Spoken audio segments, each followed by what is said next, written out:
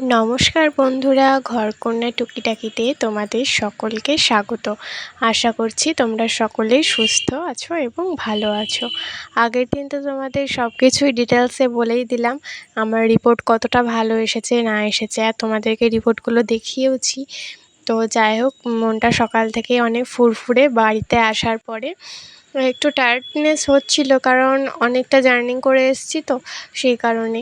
তো সকালবেলা উঠে আমার সকাল থেকেই মনটা এরকম করছিল যে মনে হচ্ছিল যে কখন আমি এই ফলগুলোকে খাবো, এই ফলগুলো কেমন খেতে, ভেতরে কি আছে না আছে, কেমন দেখতে। দেখে তো বোঝা যাচ্ছে গোল কিছু, আর যেখানে কিনেছিলাম সেখানে বলছিল যে এটা নাকি লিচুর মতো টেস্ট হবে। তো আমার তো খুবই এক্সাইটেড লাগছিল এটাকে খাওয়ার জন্য। তো কিছু তো করা ছিল না, অত সকালে খালি পেটে তো আর ফলটা খেতে পারবো না। তো সেই কারণে পরে যখন ফাঁকা টাইম পেয়েছি আমি না ফলটাকে নিয়ে বসে পড়েছি। আর এত কিউট লাগছিল না ফলটা দেখতে, মানে পুরো মার্বেলের মতো ছোট্ট, কি সুন্দর, দারুণ লাগছিল ফলটা আমার। তো এটাকে টপ করে তো খেয়ে নিলাম, আর সত্যি খেতে অসাধারণ ছিল, আমার তো খুবই ভালো লেগেছিলো। আর বীজটাও এত সুন্দর, মানে কেমনই একটা পুঁথির মতো, কেমন ছোট্ট পুঁথি যেমন হয় ঠিক তেমন, বেশ ভালোই লাগলো। যাই হোক, ফলটা।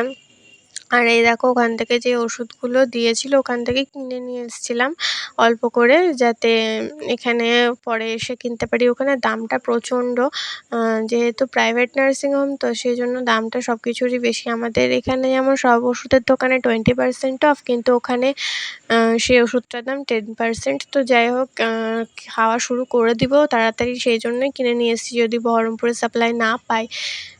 তো সেই জন্য দুটো ওষুধ দিয়েছে, একটা সকালে খালি পেটে আর একটা দিয়েছে খাবার আগে, দুপুরে আর রাত্রে খাবার আগে। তো দুটো ওষুধ দিয়েছিল, সকালে একটা খেয়ে নিয়েছিলাম। আর এই দেখো, বর এদিকে অ্যাকোরিয়ামটা পরিষ্কার করছে, ওই দিক থেকে নিয়ে আসার পরে এদিকে নিয়ে এসে রেখেছে, কিন্তু তারপরে আমরা তো আর ছিলাম না, তাই পরিষ্কারও করা হয়নি। তো তাই জন্য এখানে পরিষ্কার করছে ভালো মতো। এখানে মাছগুলো ছাড়বে, এখানে গোল্ডেনগুলো হয়তো এখন রাখবে না, রাখবে এখানে ছোটো মলিগুলো। তো তার জন্য এখানে সব পরিষ্কার করছে। তারপরে হলো বিকেলবেলায় আমরা একটু দুজন মিলে বেরিয়েছিলাম, ছুটি ছিল একটু, সানডে ছিল, তো সেই কারণেই বেরিয়েছিলাম। তো একটা ব্যাগের দোকানে গেছিলাম, একটা স্কুল ব্যাগ কিনলাম। কেন কিনলাম, কিসের জন্য কিনলাম, কার জন্য কিনলাম, সবই তোমরা জানতে পারবে। ব্লগটা কন্টিনিউ করো। তো ব্যাগটা এখানে নিয়ে আমরা দুজন মিলে একটু বললাম তাহলে চলো ঘুরেই আসি, বাইরের দিক থেকে একটু বেরোলামই যখন। তো দুজন মিলে বেরিয়ে গেছি। তো বেরোনোর পরে রাস্তাঘাটে এদিক ওদিক দেখতে দেখতে যাচ্ছি, বেশ ভালোই লাগছিল। আর এই রাস্তাতে অনেক দিন পরে আমরা ঘুরতে এসেছি, তো সেই কারণে ভিডিওটা করলাম আরও।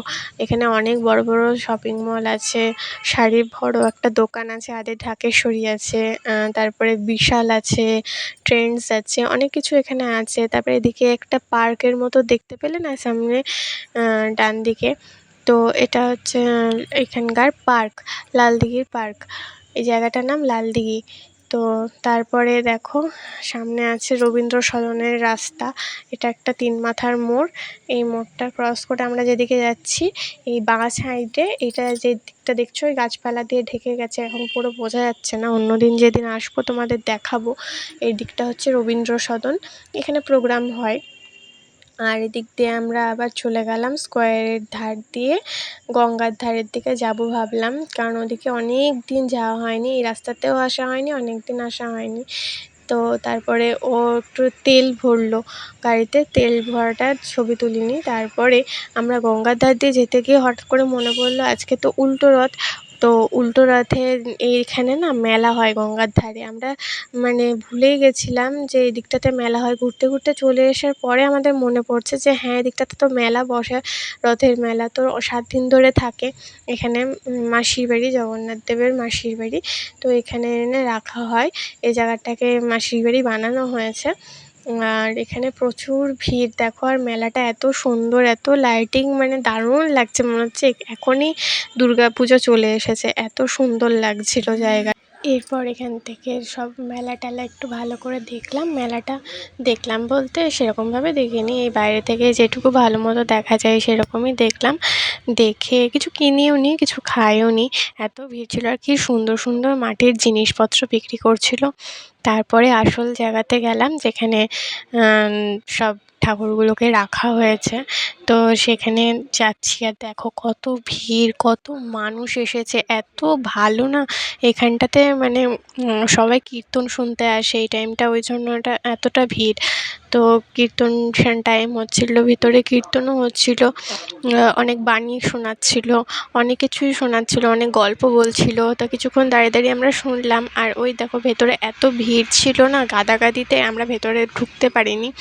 তো প্রথমে পরে আমি গেলাম, ও দাঁড়িয়েছিল, ও গেল, আমি দাঁড়িয়েছিলাম এরকম। তো তোমাদের দেখিয়ে দিলাম। আর এ দেখো অনেক খাবারের স্টল বসেছে এদিকটাতে, ওই দিকটাতে তো দেখালামই, খেলনা দোলনা সব ছিল। তো তারপরে চলে গেলাম একটু এখান দিয়ে আর একটু সোজা রাস্তাতে। তো দেখো কি সুন্দর এই জায়গাটা সাজিয়েছে না, দারুণ লাগছে জায়গাটা। এরকম এই রাস্তাতে অনেক ছোট ছোট ধাবা টাইপস স্টল আছে।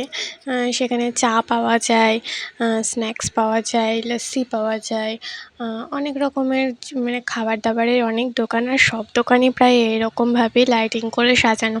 তো দেখে তো ভীষণ ভালো লাগছে। এই দেখো এখানে সব প্রায় দোকানই এরকম লাইটিং করে সাজানো। আর এটা হাইওয়ে তো সেই জন্য মানে অনেক এরকম পাওয়া যায়। আর বড় রাস্তা, অনেক লরি টরি যায়, বাসও যায়, অনেক টুরিস্টরাও যায়। তো সেই জন্য এখানে দোকানগুলো করে এত ভালো করেছে। আগে এই রাস্তাতে আসা যেত না, এত মানে খালি রাস্তা ছিল, অন্ধকার রাস্তা ছিল। তো তারপরে আমরা এরকমই একটা দোকানে স্টে করলাম।